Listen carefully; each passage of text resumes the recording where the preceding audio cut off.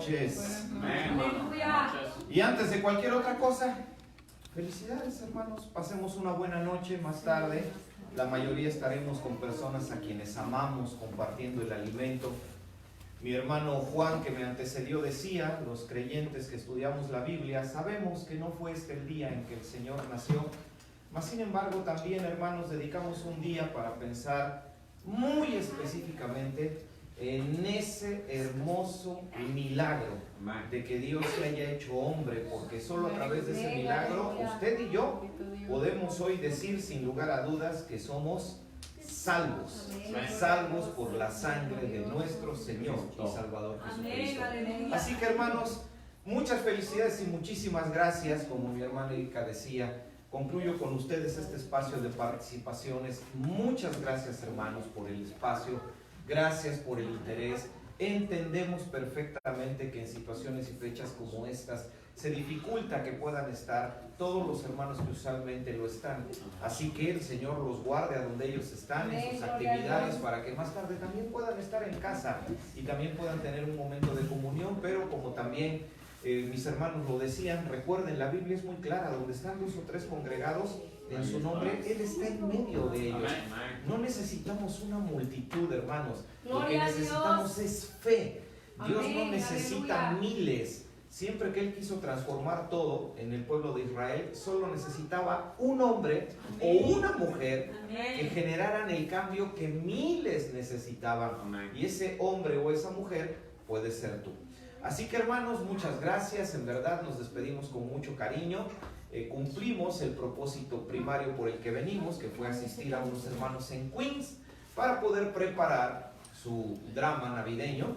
Y si alguno de ustedes ha tenido la oportunidad de suscribirse a mi canal de videos en YouTube, ahí está, con ese símbolo. Hace unos minutos, hace un poco menos de una hora, pusimos ahí en el canal ese drama, por si gustan verlo.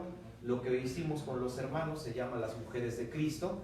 Y si después ustedes están en casa y quieren compartirlo con la familia, tiene un buen mensaje evangelístico. E incluso al final yo dejé los minutos en los cuales yo hago el llamamiento para las personas que quieren aceptar al Señor. Entonces, hermanos, por si gustan verlo, ahí puede serles de mucha edificación. Entonces cumplimos ese propósito. Pero bueno, ya los hermanos de allá de Queens ya nuevamente ya nos comprometieron para el próximo año. Esperemos que no pase nada, y si es así, estaremos por aquí nuevamente, mis hermanos, con los hermanos, asistiéndolos en su actividad.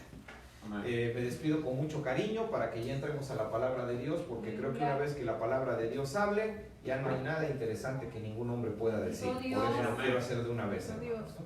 Vamos entonces a comenzar e iniciamos. ¿Qué hemos estado estudiando, hermanos, los días martes? Estos días martes que hemos escudriñado la palabra de Dios. ¿Cuál ha sido nuestro tema central? ¿Quién lo recuerda? La radiografía. Hemos hecho una radiografía de la maldad. Hemos estado estudiando la maldad. Y a lo largo de 6 martes, hermanos, hemos aprendido que la maldad forma parte de la naturaleza humana. Hemos aprendido que para esta era en la que tú y yo estamos viviendo, no forma parte del plan de Dios destruir la maldad, pero sí forma parte del plan de Dios que nosotros lleguemos a dominar la maldad.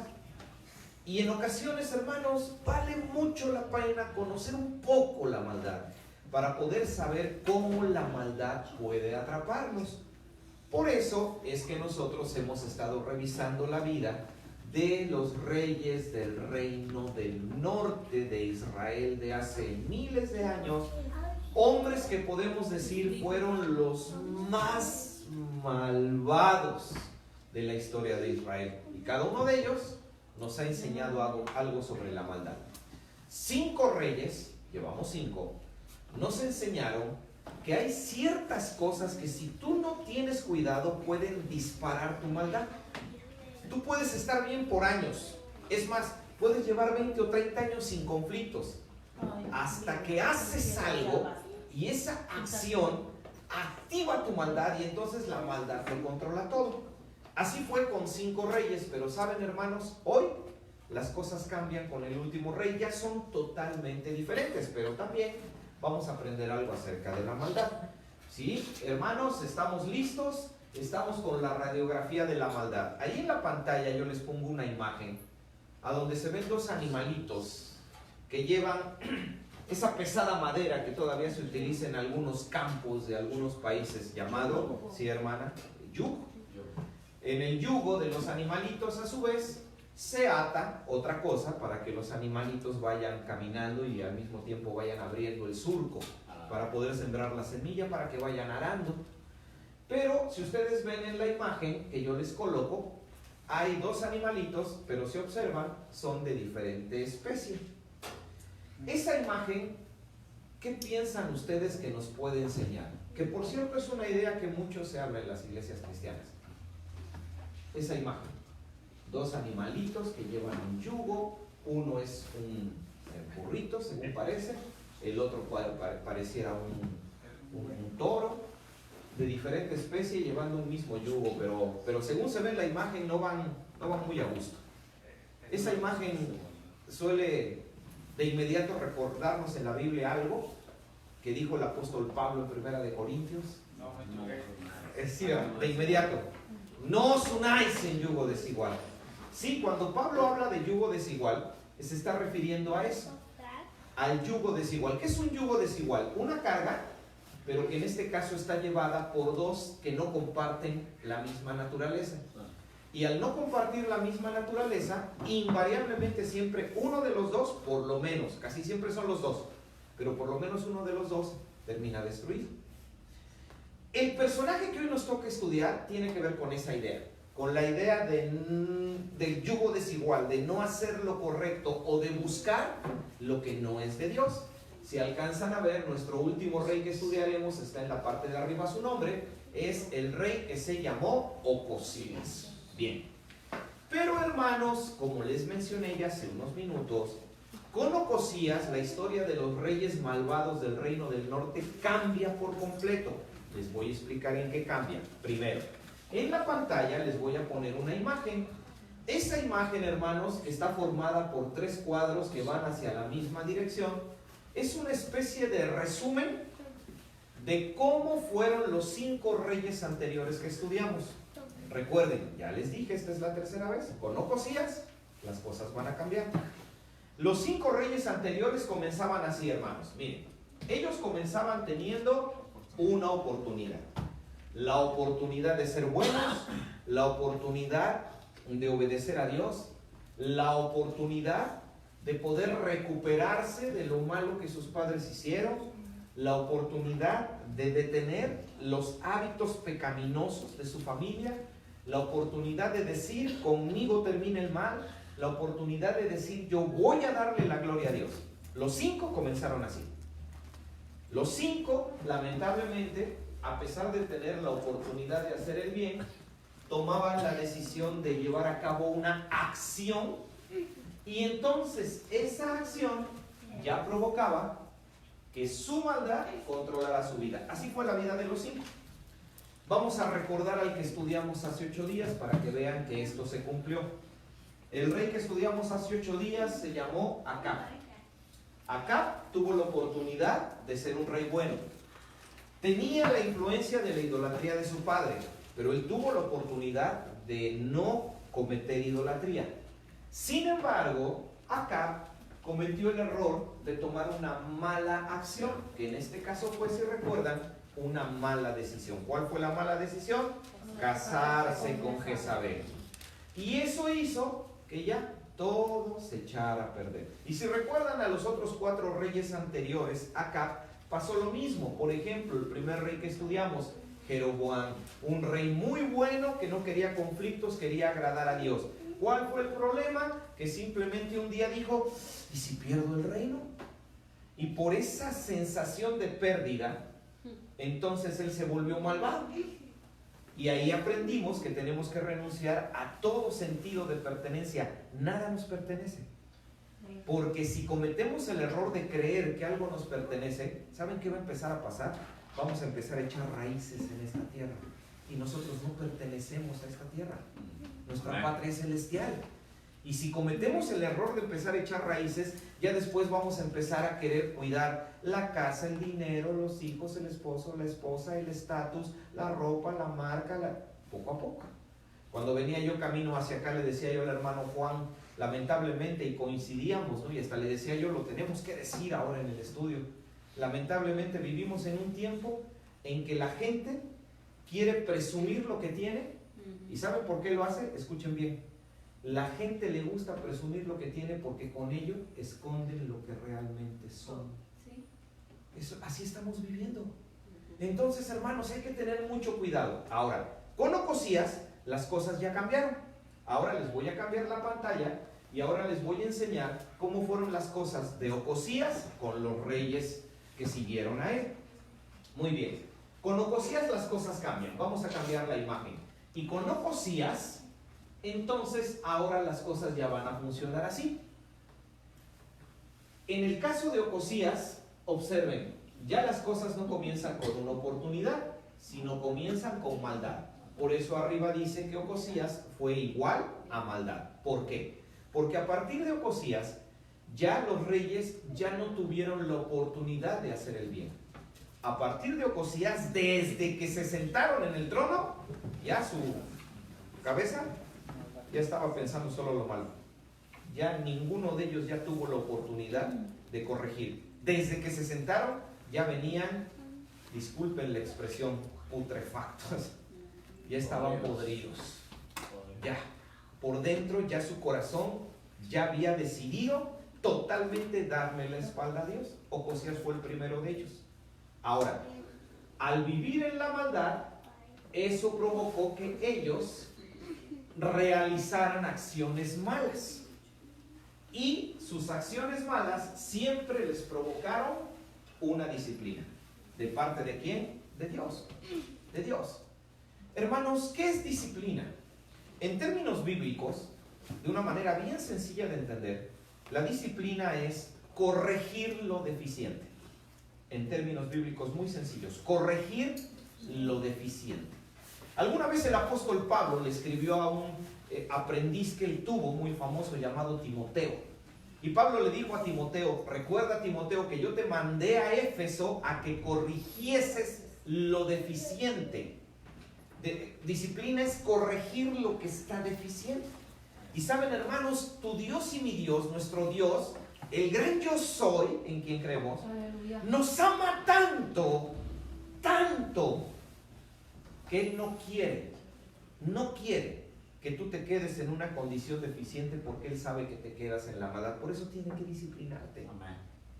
La disciplina de Dios no es un gesto de tiranía, es una expresión de amor. Te está protegiendo. Los mandamientos de Dios no son prohibiciones. No cometas el error de creer que los mandatos de Dios te están prohibiendo algo, porque si no, vas a cometer el error de imaginar a Dios como un policía que esté en el cielo con una nube, ¿no? Y con rayos en las manos. Mira, ahí está Juan. Una mala decisión. Calcínenlo. A ver, ¿quién está ahí? Ya vi, a la hermana. ¿Ya viste a la hermana? La hermana está dando un chisme por WhatsApp. A ver, hermanos, no es así. No es así. Vas a cometer el error de creer que Dios nada más es una especie de policía cósmico, que si te portas bien el cielo y si te portas mal el infierno. No. A ver, los mandamientos de Dios no son prohibiciones, son prevenciones. Te están previniendo de algo. Los mandatos de Dios no pretenden frustrarte, lo que quieren es cuidarte. Los mandamientos de Dios no son para herirte, son para protegerte. Y por eso Dios tiene que emplear la disciplina. Y mis hermanos, tenemos que ser bien sinceros, porque la Biblia no nos da lugar para salirnos por un lado o por otro. Cuando necesitamos disciplina, hermanos, la disciplina de Dios llega y va a llegar. Y por favor, si eso sucede, les quiero pedir que sean bien sabios, porque como me he encontrado a creyentes que cuando caen en las manos de Dios por disciplina, quieren culpar a todo mundo, al espiritual y al físico, cuando no es así. Hermanos que están pasando por una disciplina, porque también podemos pasar por pruebas, también eso es verdad. O sea, también muchas de las veces Dios permite que pasen cosas malas, porque Dios quiere que seamos como los atletas que nos estamos entrenando para la alta competencia. Entonces, Tú estás padeciendo una prueba para volverte más fuerte. ¿Ya me entendieron? Pero también pasan cosas, pero por disciplina. Y yo me he encontrado a mucho creyente que dice: ay, hermano, es que mire, tengo tantos meses sin trabajo. Es que es el diablo, hermano, el diablo que me está atacando. No es el diablo. Está yendo por ahí a ver a una dama que no debe de ver. Y está yendo a su casa donde no debe de estar. Y se queda hasta noche cuando debería de irse a su casa. Y en lugar de estar con su esposa y sus hijitos, está donde no debiera de estar. Y le pone la culpa al diablo. Digo, claro que Satanás aprovecha para tratar. Claro, él es un ventajoso de primera. Pero no es su culpa. La culpa es de Donald Trump, la culpa es de que tembló en Colombia hace rato, la culpa es de que subió el peso, bajó el dólar, la libra. No, hermanos, hay que ser bien honestos. Porque una vez que Dios tiene que disciplinar, no hay nada que lo pueda evitar. Sí, claro, podemos clamar y en su misericordia puede disminuir las consecuencias, sí, porque en la Biblia hay ejemplos de que eso pasó. Pero la disciplina va a llegar. Recuerde usted Gálatas 6:7. No erréis, Dios no puede ser burlado. Todo lo que el hombre sembrare, eso también segará. Entonces, quedémonos con esta idea porque la vida de Ocosías fue así. ¿Qué es lo que vamos a hacer ahora? Vamos a ver eso en la vida de Ocosías. Ahora, Ocosías nos enseña algo distinto. Última vez que se los menciono, los 5 reyes anteriores nos enseñaron que hay ciertas cosas que si tú las practicas, activan tu maldad. Con Ocosías vamos a aprender algo distinto. ¿Cómo distinguir cuando ya estás en la maldad? Ya, esa es la diferencia. Para que me entiendan, con los 5 reyes anteriores fue la prevención, prevenir el mal. Con Ocosías y los de adelante ya no es la prevención, ya es la corrección. Entonces vamos a ver, ¿cómo se puede uno dar cuenta cuando un creyente ya se está deslizando a la maldad o cuando ya está en ella? Muy bien, ahora sí, ya podemos ir a la palabra de Dios para indagar en la vida de Ocosías. Comencemos, hermanos, 4 versículos para hablar de Ocosías, todos en el Antiguo Testamento, al final del libro de Reyes y al inicio del libro de Segunda de Reyes. A final del libro de Primera de Reyes, a inicios del libro de Segunda de Reyes. Comencemos con la primera lectura, hermanos. Primer libro de Reyes, capítulo 22, son 2 versículos, 52 y 53. Primera de Reyes, capítulo 22, versículos 52 y 53. Siempre, hermanos, que yo les comparto, trato de pedirles que ustedes me ayuden con las lecturas para hacerles participar en el estudio. Mi hermano, por favor, escuchemos. E hizo lo malo ante los ojos de Jehová, y anduvo en el camino de su padre, y en el camino de su madre, y en el camino de Jeroboam, hijo de Nabat, que hizo pecar a Israel, porque sirvió a Baal y lo adoró, y provocó ira a Jehová, Dios de Israel, conforme a todas las cosas que había hecho su padre. Gracias, hermano. Entonces, comenzamos, les pongo esa leyenda, viendo a Ocosías como un practicante de la idolatría, ya, desde el principio. Recuerden con los reyes anteriores, por ejemplo, con Onri, y edificó y le puso Samaria en nombre de Semer, e hizo lo malo. Eso pasaba con los reyes anteriores. Se nos decía una acción que hacían y después la maldad venía. Aquí ya no. Desde que el hermano nos lee, desde el principio dice, hizo lo malo. Ya. Él desde que se sienta en el trono, ya no le interesa hacer lo bueno. Ya, Ocosías ya le dio la espalda a Dios. Él simplemente quiere vivir de acuerdo a sus criterios y no le interesa obedecer a Dios. Muy bien. Desde el principio él es un practicante de la idolatría. Ahora, vamos al segundo libro de Reyes, en el capítulo 1, los primeros 2 versículos, donde el libro inicia, continúa la historia de Ocosías, y vamos a ver cómo con Ocosías se cumple ese patrón que yo les comenté de maldad, acción, disciplina. ¿Quién me ayuda? Segunda de Reyes, capítulo 1, versículos 1 y 2, al inicio del libro, los primeros 2 versículos de Segunda de Reyes. Hermano, gracias. La hermana ya se me ha levantado. Hermano Juan. El hermano Juan cede, hermana, la cortesía de los caballeros. Gracias, hermano. Gracias. Dice Segunda de Reyes 1, 2, Ocasías cayó por la ventana de una sala de la casa que tenía en Samaria, y estando enfermo envió mensajeros y les dijo: id y consultad a Baal-zebub, dios de Ecrón, si he de sanar de esta mi enfermedad. Muy bien, hermana. ¿Ya leyeron qué le pasó? ¿Qué le pasó? Se cayó. Pero miren, un accidente de una ventana de su casa. O sea, diríamos que algo rutinario, común. ¿Cuántas veces Ocosías no se habrá asomado por las ventanas de su casa a ver cualquier cosa? Pero algo sucedió, algo falló, un desbalance en el equilibrio, y Ocosías se precipitó a tierra. No, hermanos, fue la disciplina del Señor. Fue la disciplina del Señor. Ocosías se cae, queda extremadamente maltrecho, muy maltrecho. Es más, incluso en lo último que nos leyó la hermana, Ocosías ya incluso te está temiendo por su muerte, por su vida. O sea, ya se siente temor, porque dice que ya en cuanto siente que ya las cosas ya no son normales, o sea, ya Ocosías se da cuenta que ya eso no es normal. Entonces Ocosías tomó unos mensajeros y les dice: vayan allá donde está el templo del Dios, ese Dios, ¿no? Porque había Baal y había como 500 Baal algo, ¿no? Vayan a verme ese Dios, Baal-zebub, y por favor pregúntenle al sacerdote de ese Dios si me voy a curar. Eso es lo siguiente que se nos dice. Yo en la pantalla les pongo esto. Ocosías era un buscador de respuestas. Quería una respuesta. En medio de la disciplina, no le neguemos a este hombre que en medio de la disciplina buscaba algo, dirección. Bueno, en el sitio equivocado, pero buscaba. Ahí va la historia. No ha terminado la historia. Nos faltan dos citas más de la Biblia. Vamos con la número 3, hermanos. Segunda de Reyes, capítulo 1. Pero ahora son los versículos 3 y 4. Los siguientes dos versículos después de los que leyó nuestra hermana. Ahora sí, hermano Juan, ya te los dejamos. 3 y 4.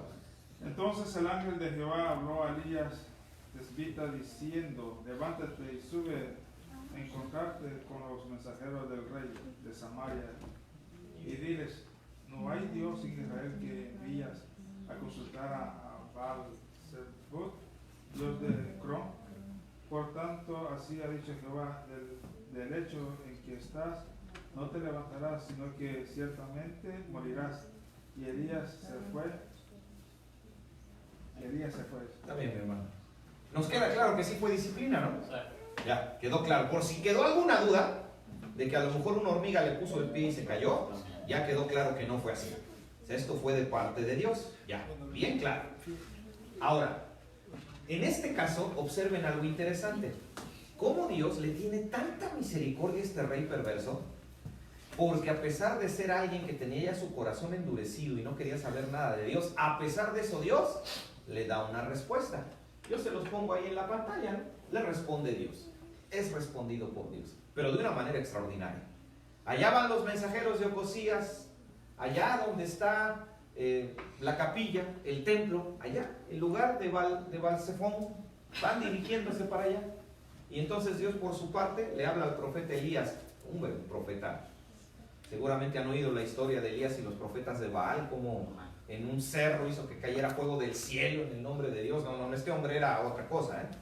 Y Dios le habla a Elías y le dice: oye, Elías, a ver, mira, levántate y quiero que te vayas por este camino y tomes tal vereda y bajes tal montaña, subes, porque te vas a encontrar a unos mensajeros de Ocosías. Y cuando te los encuentres, les vas a dar este mensaje. Y ahí va Elías rápido a encontrar a los mensajeros de Ocosías y se los encuentra. Y entonces Elías le dice a los mensajeros de Ocosías: por favor, yo sé que ustedes son mensajeros de Ocosías, vayan y regresen a ver al rey y díganle: así te manda a decir el Señor, por cuanto consultaste a Baal-zebub y no me consultaste a mí, ten por cierto que de esa enfermedad no te curas, vas a morir. Se regresan los mensajeros. Y después, si gustan, la lectura está bien interesante.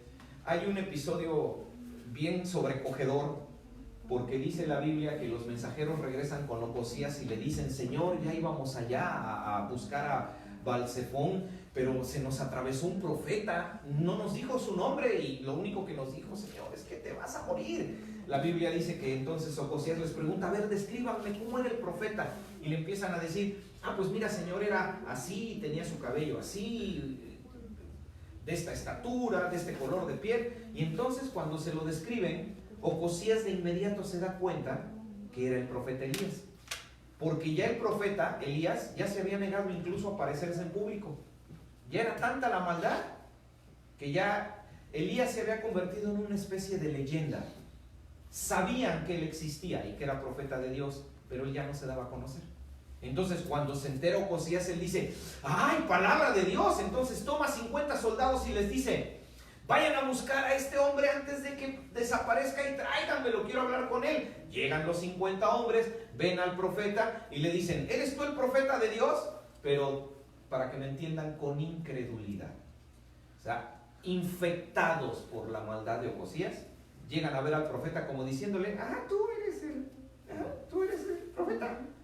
Y entonces dice la Biblia que Elías les dice a los 50 soldados, si yo soy profeta de Dios, que descienda fuego del cielo y los queme. ¡Pum! Y los quema a los 50. Porque llegaron con incredulidad. Ya infectados de esa soberbia de Ocosías, de no darle importancia, de creer que ellos podían darle órdenes al profeta. Le dan la noticia a Ocosías y dice Ocosías, caray, ¿y ahora cómo hago venir este profeta? A ver, voy a mandar otros 50. Y mando otros 50. A ver, profeta, ¿tú eres el profeta? Y le responde Elías, si yo soy profeta de Dios, que descienda fuego del cielo y los consuma. Y los consuma. ¿Y ahora qué hacemos? Pues vuelve a mandar más soldados. Nada más que, ahora sí, la tercera vez, el que iba al frente de los soldados entendió.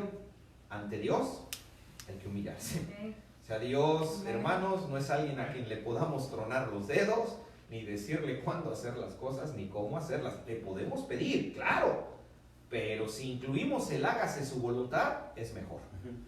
Y entonces este hombre ya llega humillado y le dice, ay, Señor, no me quemes. Ya quemaste a estos y a estos también. Yo nada más cumplo órdenes, Señor. O sea, no quiero ni agredirte ni menospreciarte, pero ve con el rey, porque si no vas me va a matar. Y entonces Elías decide acompañarlos. Y es entonces, hermanos, cuando sucede lo que vamos a leer en Segunda de Reyes, capítulo 1, versículos 16 al 17, que es la penúltima lectura con la que vamos a cerrar. Segundo libro de Reyes, capítulo 1, 16 al 17, donde vamos a ver la respuesta que Elías le da a Ocosías, pero ya cara a cara. ¿Quién me ayuda, hermanos? Segunda de Reyes, seguimos en el capítulo 1, pero ahora son los versos 16 y 17. Amén. Dice. Amén. Sí.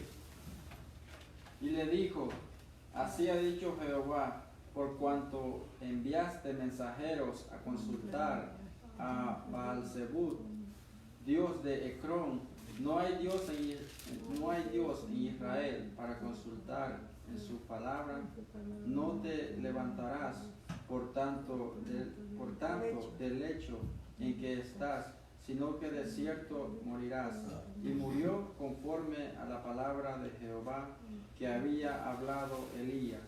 Reinó en su lugar Jorán en el segundo año de Jorán, hijo de Josafat, rey de Judá, porque Ocosías no tenía hijo.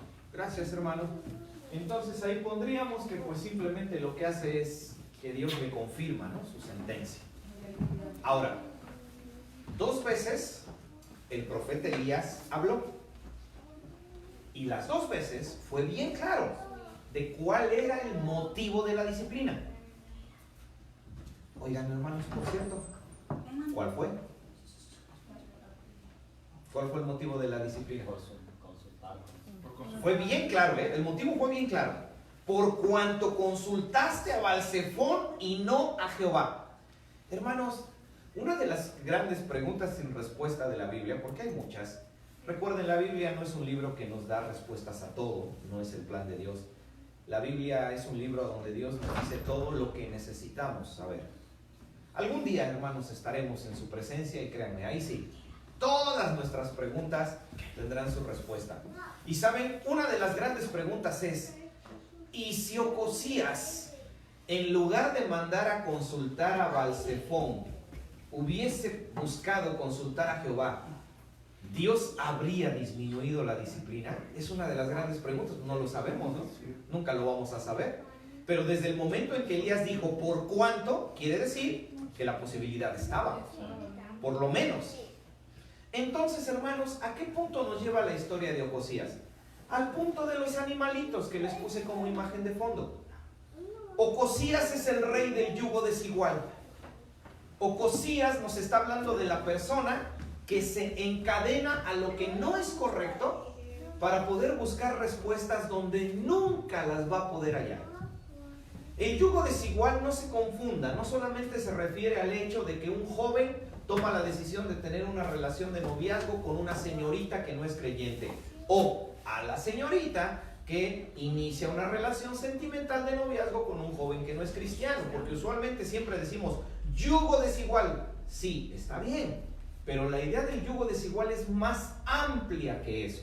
No solamente es eso, porque cuando el apóstol Pablo escribió no os unáis en yugo desigual, Pablo no estaba pensando, esto lo estoy escribiendo por los noviazgos de Nueva York del 2019. No, en la mente de Pablo hay una idea más grande. ¿Y cuál es esa idea más grande? Tú eres hijo del rey, tú eres hijo de Dios. No puedes ligarte a ninguna persona cuyo Señor no sea tu Dios. No te puedes ligar. Si te atreves a hacerlo, va a existir una disciplina. Si te atreves a hacerlo, como sucede en el yugo desigual de los animalitos, tú y la otra persona, o los dos, van a terminar seriamente lastimados. ¿Qué nos enseña Ocosías?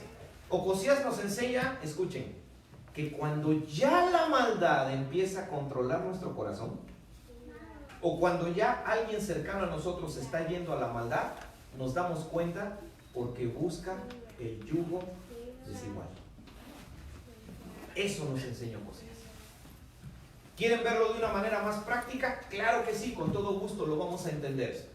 Cristianos que comienzan a decir cosas como: yo ya no quiero ir a la iglesia porque todos son hipócritas. Que es muy común escuchar eso, ¿eh? ¿Eso qué significa? Esa persona no es una isla, no puede andar sola, se tiene que relacionar con alguien más. Pero desde el momento en que una persona creyente dice: yo dejo de ir a la iglesia porque todos son unos hipócritas, entonces ¿con quién se va a empezar a relacionar? Con la gente que no tiene temor de Dios, ¿me entienden? Ese es el problema del yugo desigual. El problema de la hermana en Cristo que empieza a tener conflictos con el esposo y está sintiendo que su matrimonio no funciona. ¿Y a quién le abre su corazón? A la amiga que ya lleva 3 divorcios. ¿Qué creen que le va a aconsejar? Es obvio, es obvio. Y todavía la amiga le va a poner de su experiencia. Porque a mí me funcionó. Hazlo ya, urge, porque mira, así es la única manera. Cristianos que se quieren poner un poco más saludables. Qué bueno, qué bueno, qué bueno. Creyentes que quieren estar mejor de salud física, qué bueno, excelente, ¿no? Quieren hacer un poco de ejercicio, muy bien, ya pagaron la mensualidad al gimnasio, qué bueno, excelente. Pero todo el grupo del que se rodean van y entran de ese lugar ¿con quién? Con puras personas que no tienen temor de Dios. Que al rato le van a empezar a hablar al creyente de: mira, ahora ponte así, mira, ahora compra esto, esta proteína, inyéctate esto, wow, tienes que verte mejor, no, mira, no, y ya. Ahora ya el creyente llega a la iglesia diciendo: wow, como que ya empecé a darme cuenta que soy más fuerte que todos, ya me empecé a dar cuenta que soy más hermoso que todos. Hermanos, de veras, el yugo desigual causa más daño de lo que usted cree. Más daño de lo que usted cree. La administración de su dinero, que si recuerdan tuvimos un sábado agradable, un taller de mayordomía donde hablamos del dinero. La administración del dinero, tienes que tomar decisiones económicas. En lugar de tomarlas con la persona con quien las debes tomar, las tomas con alguien que es un yugo desigual. Porque tienes que tomar decisiones financieras importantes. ¿Con quién tienes que platicarlas? Primero con Dios. Y después ¿con quién? Con tu esposa o con tu esposo, que es la persona más cercana, si tú ya estás en el vínculo santo del matrimonio. Pero en lugar de eso, ¿con quién vas y lo consultas? con tu amigo del trabajo, que ya le embargaron el coche, que no ha pagado la hipoteca.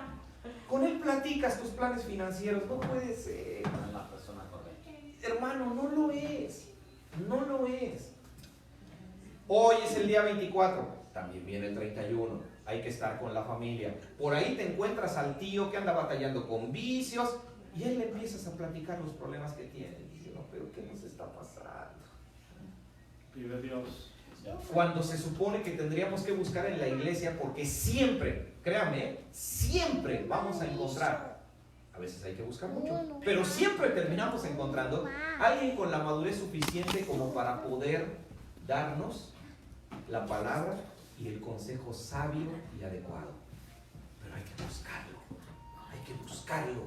Hermanos, Ocosías es el rey que nos enseña que cuando tú ya estás deslizándote a la maldad, la mejor forma en que te puedes dar cuenta es que empiezas a buscar yugo desigual.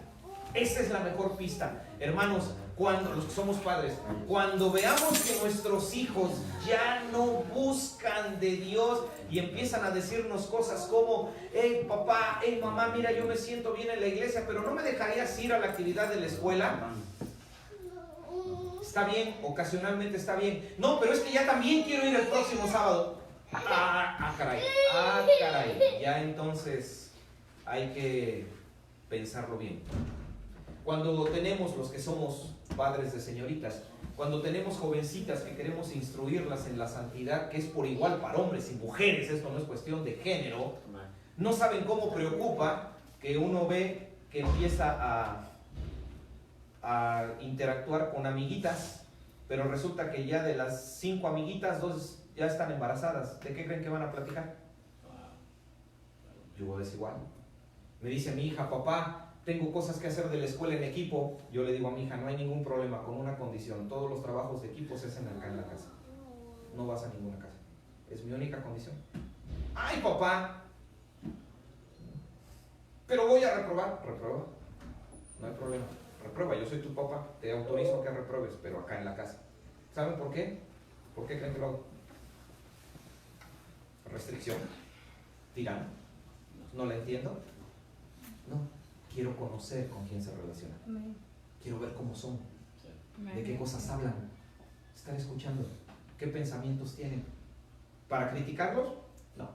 Pero para saber qué está girando alrededor de ella, para que cuando llegue el momento yo pueda conducir el consejo al asunto que realmente tiene que ser atendido. Porque si no, se vuelve un yugo desigual. Se vuelve un yugo desigual.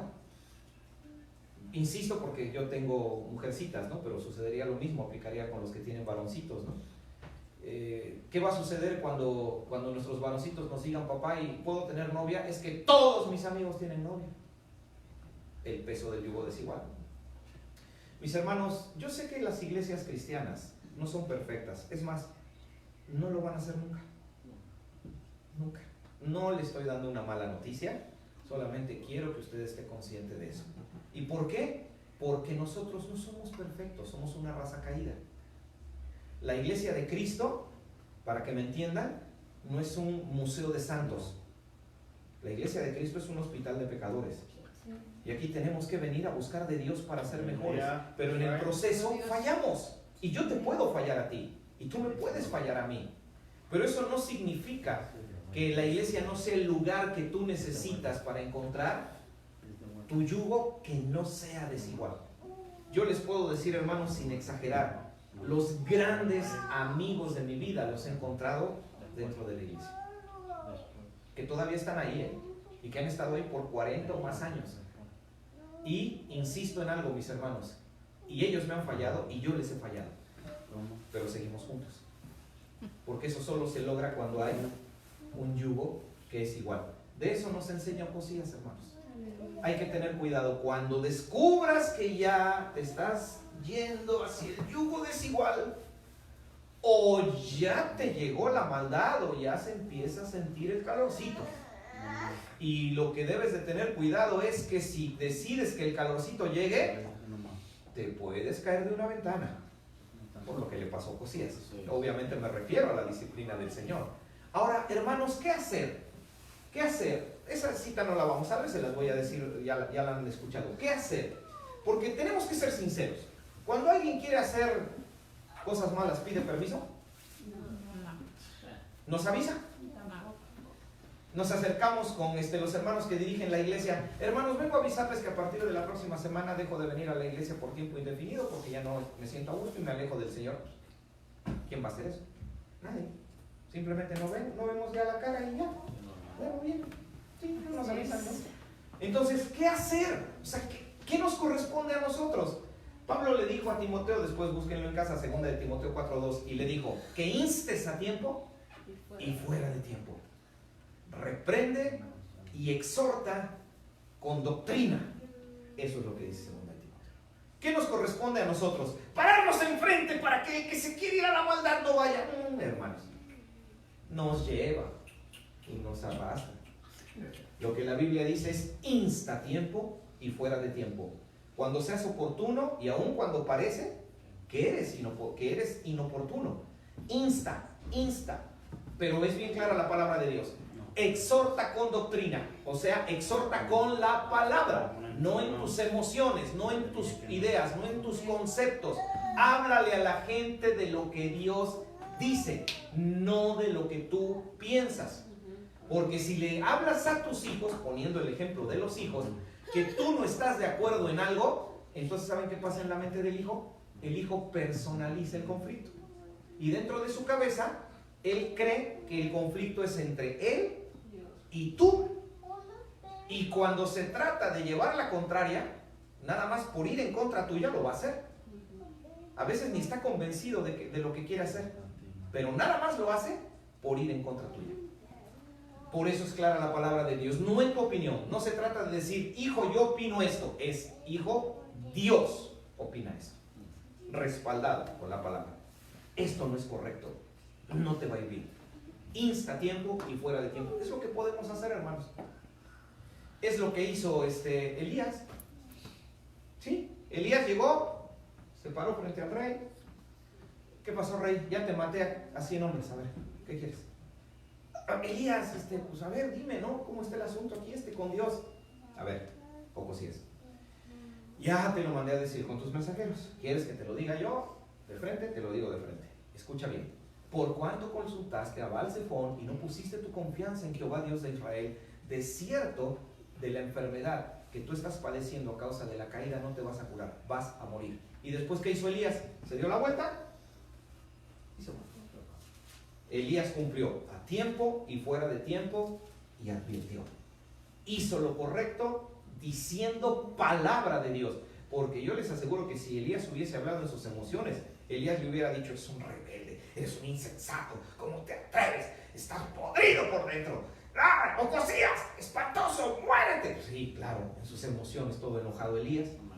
Pero no, Elías hizo a un lado sus emociones y Elías dijo, yo puedo sentir esto, pero esto es lo que Dios dice. Cuando hacemos eso, hermanos, ¿saben qué pasa? Logramos que el que se está yendo al yugo desigual comience a, y sí pasa, comience a regresar. ¿Es verdad? Porque estamos hablando palabra de Dios. Y a través de su bendita palabra el Espíritu Santo redarguye aquí adentro la mente del que está en la maldad y lentamente los comienza a hacer que retrocedan. Sí se da, hermanos, en verdad que sí se da. El Señor es milagroso, es amoroso, es increíble. El Señor quiere protegernos cuando podemos hacer las cosas de manera correcta. Así que, hermanos, pues ya como una conclusión, mucho cuidado con las malas compañías, ¿no? Han leído ese versículo que por cierto está mal traducido en la Biblia Reina Valera. Hay un versículo que dice, no erréis, las malas conversaciones corrompen las buenas costumbres. Ahí hay un errorcito de traducción. Realmente el versículo tiene que leerse así. No te equivoques, las malas compañías corrompen las buenas costumbres. O sea, lo correcto no es decir conversaciones, es compañías. Así que el pasaje respalda esto. Mis hermanos, con quienes nos juntamos, ¿a quién le abrimos nuestro corazón? ¿A quién le abrimos nuestra alma para que sepa hasta el pensamiento más íntimo de nosotros? ¿Lo estaremos haciendo con la persona correcta? ¿O será la incorrecta? Y si ya te diste cuenta que hay varios incorrectos a tu alrededor, no te andas ya resbalando. o alguien cercano a ti no se andará ya resbalando, entonces es el tiempo de actuar. Porque cuando Dios actúe, Él lo va a hacer a través de disciplina. Y creo que es algo que debiéramos evitar. Porque horrenda cosa es caer en manos del Dios vivo. Eso dice el libro de Hebreos. Y no lo dice porque se lo está inventando. Dios, aleluya. No lo dice porque se lo está inventando. Así que hermanos, gocémonos en esto y mantengamos al mal en su lugar, en su sitio, y logremos ser personas que vivamos alejadas de la maldad. Porque ¿saben eso qué va a pasar? Algo bien sencillo, un proceso natural maravilloso. Tú al vivir una vida santa vas a tener matrimonios santos. Al vivir matrimonios santos vas a tener familias santas. Al tener familias santas vamos a tener una iglesia santa. Al tener una iglesia santa, dice la Biblia, el Señor añadía cada día a los que habían de ser salvos. ¿Qué va a suceder? El Señor va a mandar ovejitas, hermanos, acá, muchas ovejitas. Porque el Señor sabe que van a estar llegando a un buen redil. A un buen redil. Así que hermanos, oremos y que el Señor nos ayude a evitar las malas compañías. Amado Señor, una oración junto con mis hermanos de Betel. Gracias por el tiempo, Señor, que hemos convivido en este periodo del año estudiando tu palabra. Y nuestra oración, Señor, va en favor de lo que hemos aprendido al abrir esta serie sobre la maldad, suplicando que hables al corazón de cada uno de quienes estamos aquí. Señor, ninguno de nosotros está exento de que la maldad llegue a nuestra vida. La maldad, Señor, puede pasarse años enteros esperando y aguardando su tiempo.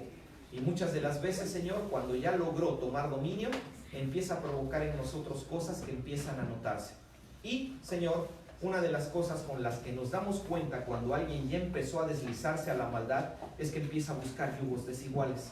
Ahí, Señor, nos damos cuenta, ya la maldad ganó terreno, ya algo no está bien, ya están existiendo hábitos pecaminosos, ya la carne está controlando. Ayúdanos, Señor, a buscar en aquellos en quienes amamos, nuestra gente de sangre, pero también nuestra gente espiritual, nuestra iglesia, nuestra familia, a tener, Señor, esa sabiduría espiritual para poder observar y darnos cuenta cuando ya veamos demasiado yugo desigual cerca de algunos, porque tal vez ha llegado el momento de actuar, el momento de instar a tiempo y fuera de tiempo con doctrina, de decir tu palabra, Señor, de hablar de ti para evitar, Señor, que esa disciplina llegue. Guárdanos de ello, Señor, pero sobre todo ayúdanos a agradarte viviendo vida santa, Señor, porque eso puede traer una cadena de bendición a nuestra vida como no lo imaginamos.